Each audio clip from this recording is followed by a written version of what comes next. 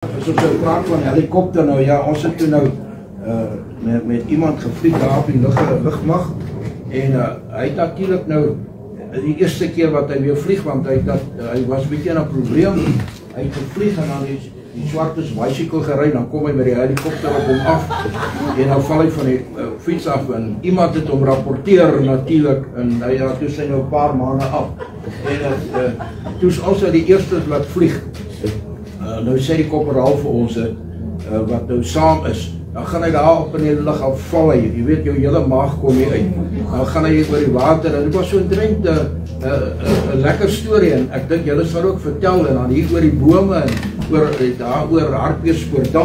Ja, dit is altyd goeie ondervindings, maar ek het nou 'n ondervinding van ons praat nou van ek was in die bediening gewees en ons het baie gesukkel, nie met die geld nie, dit ook, maar die Here het ons gehelp.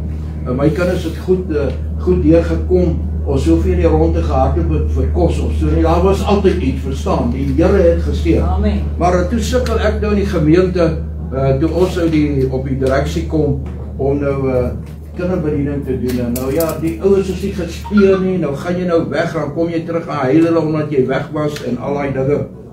En nou ja, en ek weet ook nie wat om te maak nie, maar my seun hoor toe nou van hierdie probleem. En hy sê, pa, praat met broer Wally Frisbee, ek sê julle salaris betaal. En ek praat met broer Wally, en broer Wally sê nie, is reg.